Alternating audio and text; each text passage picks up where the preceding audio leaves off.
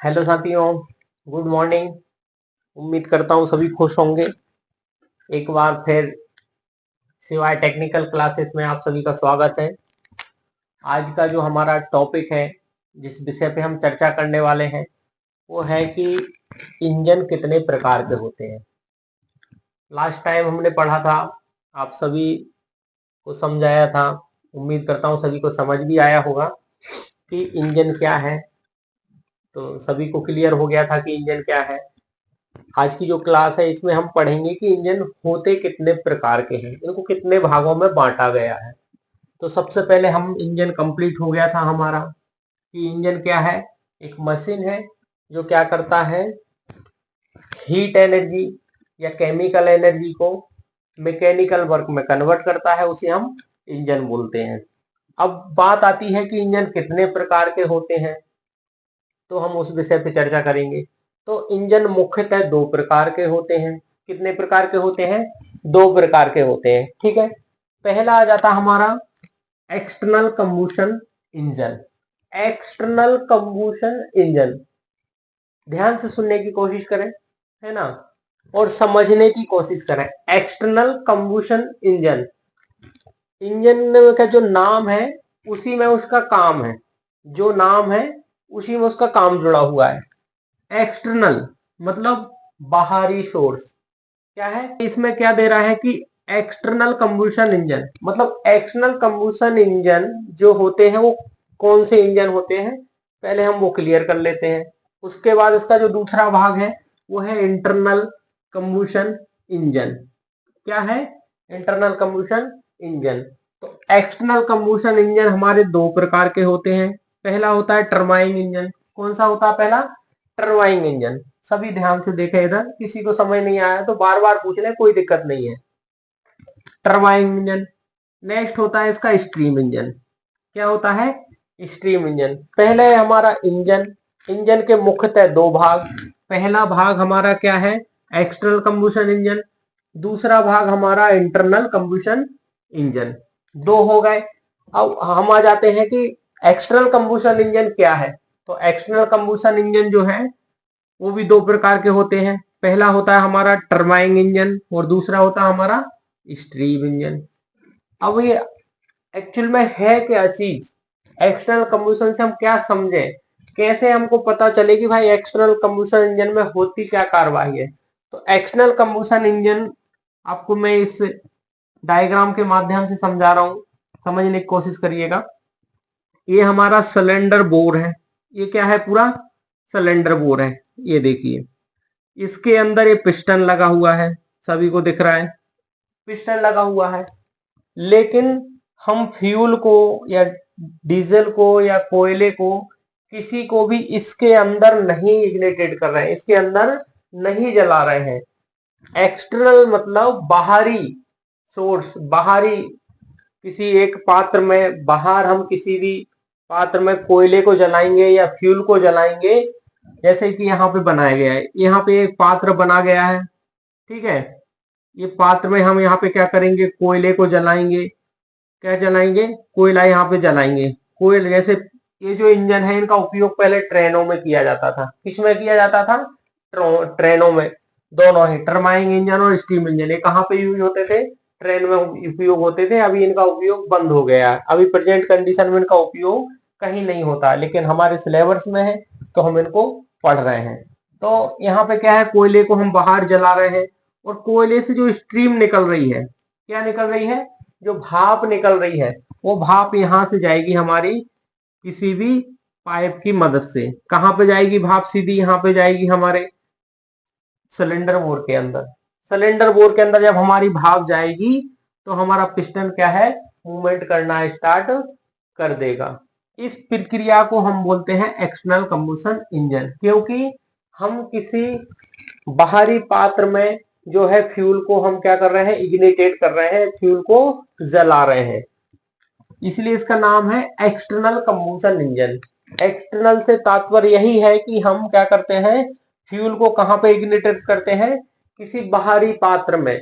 बाहर हमने एक पात्र ले रखा है, उस पात्र में हम कोयले को जला रहे हैं कोयले को जला रहे हैं, उसकी जो स्ट्रीम, उसकी जो भाप निकल रही है, उस भाप की मदद से हमको क्या है, पिस्टन को चाल मिल रही है, इससे हमारा इंजन क्या है, वर्क कर रहा है, मैकेनिकल वर्क कर रहा है, इसलिए हम इसको बोलते हैं एक्सटर्नल कंबशन इंजन। ये दो प्रकार के होते हैं, टरबाइन इंजन और स्ट्रीम इंजन। यहां तक इसका काम खत्म, एक नंबर का। अब हम आ जाते हैं internal combustion engine. Internal combustion engine दो प्रकार के होते हैं हमारे। कितने प्रकार के होते हैं? दो प्रकार के होते हैं। सभी ध्यान से सुने और देखें, चित्र की मदद से समझने की कोशिश करें। पहला होता है हमारा स्पार्क इग्निशन इंजन। क्या होता है? Spark ignition engine. दूसरा होता है हमारा compression ignition engine. Compressor ignition engine. ये दो प्रकार के हमारे होते हैं।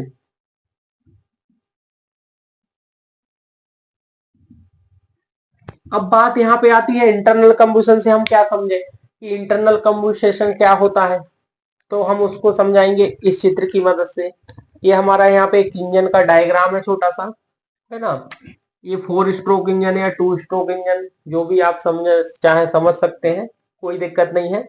खाली हम समझाने की कोशिश कर रहे हैं कि इंटरनल कंबशन इंजन एक्चुअल में होता क्या है, कैसे काम करता है इंटरनल कंबशन इंजन, और हम इसको इंटरनल कंबशन इंजन क्यों बोले। यहाँ आपका जो भी डाउट्स है वो क्लियर हो जाएगा। ध्यान इधर दें सभी प्लीज।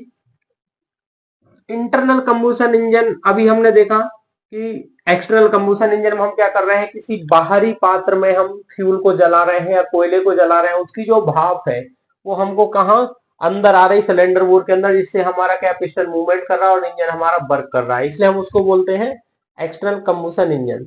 लेकिन इंटरनल कंबशन इंजन में हम क्या करते हैं, फ्यूल को हमेशा सिलेंडर बोर के अंदर इग्निटेट करते हैं। किसके अंदर इग्निटेट करते हैं? सिलेंडर बोर के अंदर। मतलब जो सिलेंडर बोर है इंजन का, जहां पे पिस्टन होता है, उसी सिलेंडर बोर के अंदर हम क्या करते हैं, फ्यूल को या पेट्रोल को या डीजल को या केरोसिन को, किसी को भी इस बोर के अंदर ही, इस बोर के अंदर ही क्या करते हैं, जलाते हैं। क्या करते हैं? बोर के अंदर ही उसको हम इग्निटेट करते हैं, जलाते हैं। उस प्रक्रिया को हम क्या बोलते हैं, इंटरनल कंबशन इंजन। क्यों? क्योंकि हम इसमें फ्यूल को कहां पे, सिलेंडर बोर के अंदर जला रहे हैं। सभी को यहां तक समझ आ गया होगा कि हम इसे इंटरनल कंबशन इंजन क्यों बोलते हैं। इसको इंटरनल कंबशन इसीलिए बोलते हैं क्योंकि हम इसको क्या करते हैं, फ्यूल या पेट्रोल या केरोसिन को क्या है, सिलेंडर बोर के अंदर इग्निटेट कर रहे हैं। क्या कर रहे हैं यहाँ पे, इग्निटेड जो है या जलाना, जलाना। फ्यूल को क्या कर रहे हैं हम यहाँ पे, सिलेंडर बोर के अंदर, सिलेंडर बोर के अंदर हम क्या कर रहे हैं, इसको जला रहे हैं।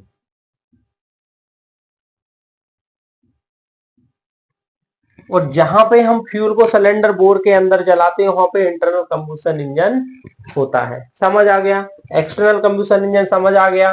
एक्सटर्नल कंबशन इंजन में हम क्या कर रहे हैं, फ्यूल को बाहर बाहर की ओर किसी पात्र में जला रहे हैं, उसका स्ट्रीम हमको अंदर मिल रहा है, जिससे हमारे इंजन को चाल मिल रही है, तो एक्सटर्नल कंबशन हो गया। जिसमें इंजन में हम क्या कर रहे हैं, फ्यूल को कहां पे जला रहे हैं, या केरोसिन को या डीजल को सिलेंडर बोर के अंदर जला रहे हैं, इसलिए इसको हम क्या बोलते हैं, इंटरनल कंबशन इंजन। अब इंटरनल कंबशन इंजन दो प्रकार के होते हैं। अभी आपको बताया था कि स्पार्क इग्निशन इंजन पहला, और दूसरा होता है कंप्रेशन इग्निशन इंजन, मतलब एसआई इंजन या सीआई इंजन।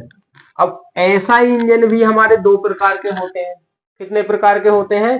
दो प्रकार के होते हैं। पहला हमारा क्या होता है,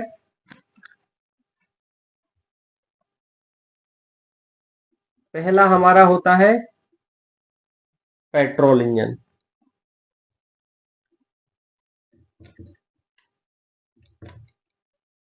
ये देखिए, स्पार्क इंजन में हमारा पहला क्या आ जाता है, पेट्रोल इंजन। दूसरा आ जाता है हमारा गैसोलीन।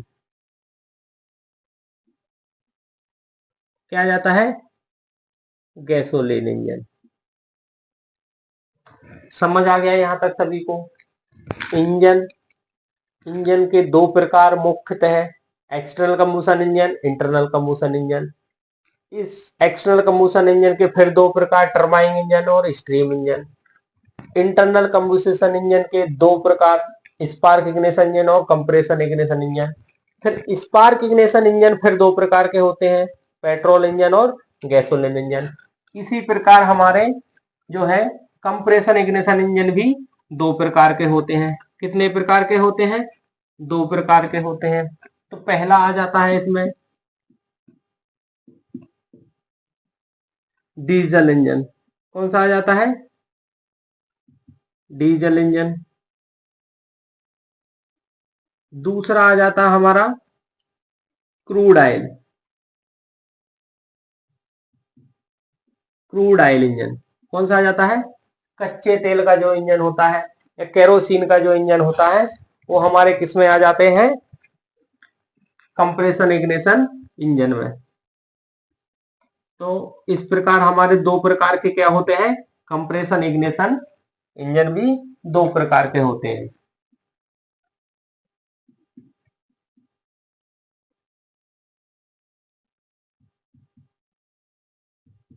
डीजल इंजन और crude oil engine.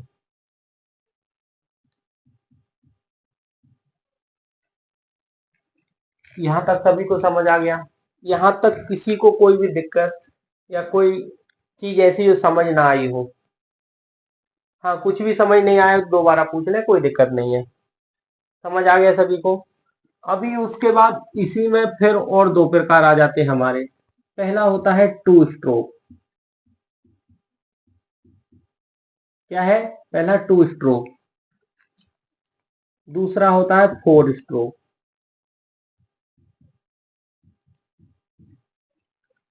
Same spark engine में भी, स्पार्क इंजन में आपने देखा कि पेट्रोल इंजन होता है, गैसोलीन इंजन होता है, उसके बाद इसमें भी